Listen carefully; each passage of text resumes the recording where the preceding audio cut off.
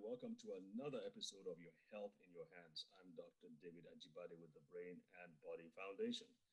Now, one of our goals with this whole teaching and this series, especially during this COVID-19 time, is to help you, the layperson, understand how to better take control of your health and avoid getting sick. But even if you do get sick, you should know what to do. And of course, you can't do anything without the help. Well, let me take that back. There's something you need to do for yourself, which is, in this case, building your immune system, wearing your masks, and doing all the other things that the CDC, the NCDC advises you to do. There's also the government's responsibility and the healthcare professionals' responsibility, especially if you do get a more severe case of the virus. And therefore, you need to know what questions to ask, and you need to know when to go to the doctor. You don't want to be a hero. You want to make sure that you seek medical attention as quickly as possible. And there are lots of ins and outs of those things, but it's really important, most important, that you know what to do and are fully equipped so that when you do get the virus, and remember I didn't say if, because pretty much everybody's going to get in contact with the virus. You just want to be one of the statistics that's in the winning side and not on the losing side. And so that's why we're doing all these episodes, to educate you, to inform you, to empower you. And I'm particularly happy about today because I have a very close and older friend who was actually my roommate in medical school and who eventually got into infectious diseases, and he's now based in the United States. So without further ado, I'm going to say welcome to the show, Dr. Ogunlesi. Thank you very much, Dr. Ajibade. It's a privilege of being on your show. We're glad you could make it. I know it hasn't been easy. You've been extremely busy, especially during this COVID-19 time.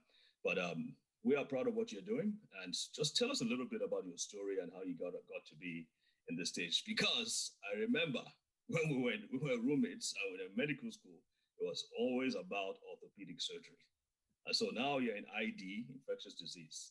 How did that happen? Okay, thank you very much for the question. So I finished medical school, like you said, University of Ibadan. Hey, great you are. Also University of Ibadan. And after that, I did National Youth Service in Plateau State. And then I moved back to Lagos. I was in private practice for about a year.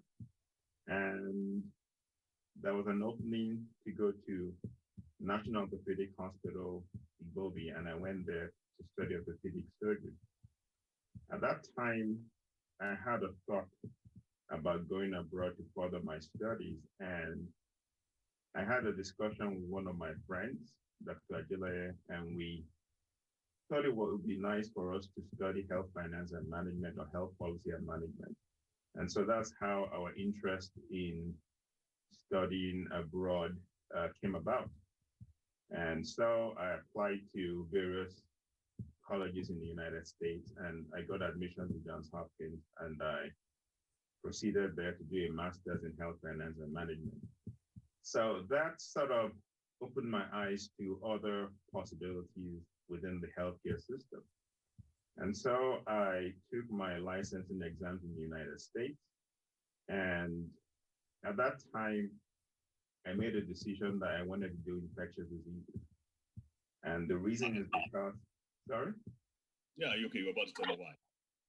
So that's because I find it very, very interesting. I find it very, very fascinating. One of my favorite TV shows are the ones that involve investigating various things, whether it's, spy movies, or whether it's infections, or whether it's crime. So I found it very, very challenging. I found it very, very, exciting, because it's not an easy specialty. It involves looking for clues so that you can make a diagnosis and treat the patient appropriately. So I found a thrill in doing that. And that's why I went into infectious diseases. Interesting. And where did you do your residency? So I did my residency at one of the Cleveland Clinic community hospitals called Huron Hospital in East Cleveland. And I pursued a fellowship at Harlem Hospital in New York in infectious diseases. Okay, nice. And currently, you are. So right now, I'm an infectious disease physician in a community hospital in Northeast Ohio. It's in Lake County, which is near Cleveland. I think Cleveland, Ohio is a place that people are probably more familiar with. And I'm an attending physician there. So part of my duty is to evaluate patients and formulate a management plan. Also, I'm also the chairman of medicine in my community hospital, and part of that is an administrative responsibility to oversee the department and all the physicians in that department. Also, the chairman of infection control committee in another community hospital, which is a university hospital in Geauga. It's about 20, 30 minutes from downtown Cleveland. And so I provide guidance when it comes to infectious disease management, infection control there. And finally, in another community hospital, I'm the chairman of the antimicrobial stewardship committee, just ensuring that we give the right antibiotic for the right condition at the right dose, right duration, so that we can reduce the spread of resistant organisms in our patients. So I wear quite a lot of hats. Wow. Where do you find time to sleep? At night. I thought you were going to say sleep. What is that? What does sleep mean? But wow, that's fantastic. That is a lot of work you're doing. So well, kudos to you. So after this break, we're going to come back. But a question that's lingering in my mind is how has COVID-19 changed your practice, and what are the lessons we've learned in the past 1 year from dealing with COVID-19? And also want to know about what's so special about COVID-19. This isn't the first pandemic. There have been other epidemics and pandemics in the past. What's so special about COVID-19? So folks, just hold on. We will be right back.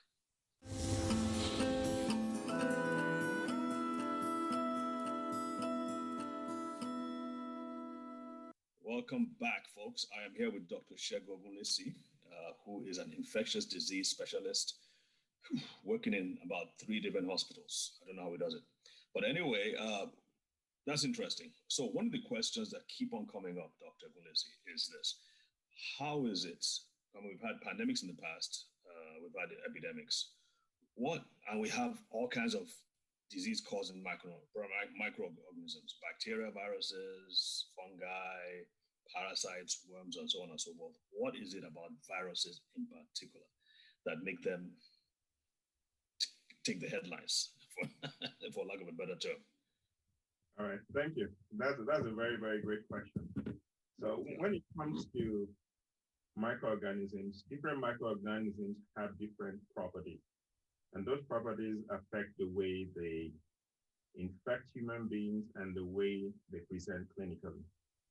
So there are different ways things can be transmitted. One of the ways is through contact. Another way is through what we call droplets. So when it comes to coronavirus 19 or COVID-19, one of the things that happened was through mutation, it had the ability to become more contagious. Now, there are 7 types of coronaviruses in human beings. So the first 4 are the ones that we're used to. At least half of us have been infected by the first 4 types of coronavirus. And they tend to cause mild illnesses such as, runny nose and mainly runny nose, things that we don't really pay much attention to. But in 2002, 2003, there was a major mutation among the coronaviruses. And that was what, for the first time, caused a severe acute respiratory syndrome. What that means is, instead of just having something causing a runny nose, you now have an infection that involves the lungs. So infections, the runny nose is a mild infection. You can use nasal decongestant. But when something starts to affect the lungs, it starts to affect people's ability to breathe and ability, to function, because the lung is one of our vital organs. So that happened in 2002, 2003. And that was the result of a mutation. A mutation can allow a virus to become more contagious. So we've heard about variants in South Africa, Nigeria, Britain. What happens with those variants is that even as contagious as the coronavirus has been, this has given it the ability to become more contagious. So how do people get the coronavirus? Through contact, touching a surface and then touching the face, eyes, or the nose.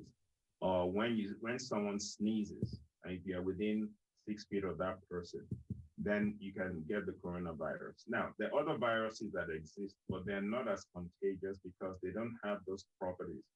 Mutations give you abilities that other people who are not mutants don't have. So that's the issue with the coronavirus. And so 2002, 2003, we had the first coronavirus. It was deadly in the sense that probably about 10% of people that had it died of it, but it wasn't highly contagious as this one. So what happened was it stayed mainly within the healthcare system and sort of fizzled out because of all the infection control practices and so on and so forth. Then in 2013, 2014, we had the sixth coronavirus, which moved from camels to humans. Saudi Arabia, Kenya are the countries that have that. And what happened was that also had a higher mortality rate, but it wasn't as contagious. Viruses tend to give up one. It's either you kill or you're contagious. The worst case scenario is when you are as contagious as you kill. So the coronavirus we're talking about, the mortality rate or the death rate is probably about maybe 0.5 to 1%. That's what we think. With time, we might find that it might be lower, it might be higher. But this virus has become more contagious. That is, the ability to spread from person to person. For you to have a pandemic, you must have an ability to spread from person to person that is beyond the other types of viruses. So what we found out in the United States is that this is the flu season. In my state of Ohio, we barely have 100 cases of the flu, but we're still having, at this time when things are getting better, we'll have up to 1,000 cases of the coronavirus in one day. Yeah, our masking and social distancing is making the flu almost non-existent, but it's not strong enough, or it doesn't go far enough to prevent the transmission of coronavirus from person to person. So the viruses have those abilities through mutation to transmit from person to person in a way that they wouldn't have without that mutation. So that's interesting. That's interesting. So basically, you're saying that people are not having the flu, and this brings another, may touch on it, the conspiracy theory, and that people are saying that, oh well, everything is switching to coronavirus now. People are not having flu anymore. They're not having cancer anymore. They're not having heart disease anymore. It's being changed to read coronavirus instead of flu. But what you are saying, you just said just now that the flu, the masks and social distancing are effective against the regular flu, but not effective against the coronavirus. Yeah, not as effective against the coronavirus as against the flu. So at this time, because it is flu season, whenever we want to test someone for the coronavirus, we test them from actually 3 viruses. The coronavirus, the influenza virus, and another virus that tends to occur in kids called RSV, respiratory syncytial virus. So we do all the 3 in one. So we're not just testing against the coronavirus simply because we're in flu season. I want to make sure that because if someone is negative for the coronavirus and positive for the flu, he can still die of the flu. I want to make sure that we treat the person who has the flu as appropriate. So we're not just focused on the coronavirus. We're actually testing for all 3 because it is flu season at this time. I see. Yeah. I see. Wow, 1,000 cases. That is serious. And these are confirmed cases. What percentage of that eventually goes into the ICU? Do you know? Well, most of the time, people that have the flu did not end up in the hospital.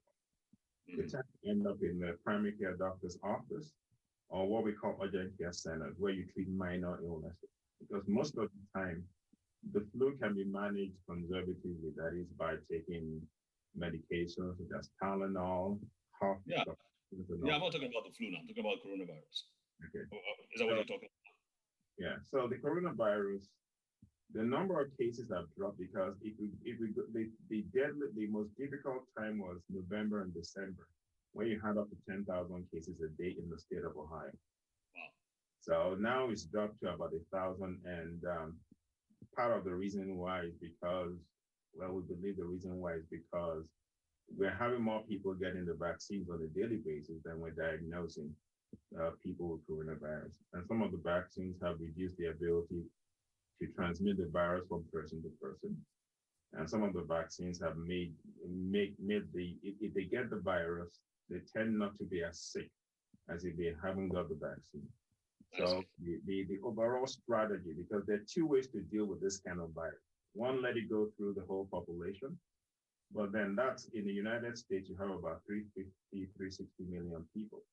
At a 0.5% rate, you're talking about millions of people, over a million people. Now, that's one way to do it. But also the problem with that is we can't stomach that number of deaths. And number two is it overwhelms the hospital system. Some people that have coronavirus can stay up more than a month in the hospital before they get better. So the other way to do that is how do you get the population immune to the coronavirus without getting infected with it?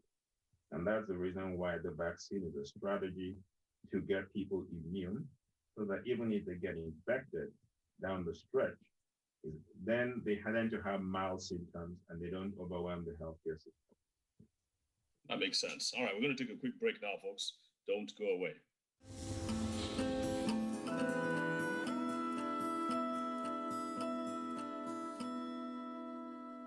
All right, welcome back, folks.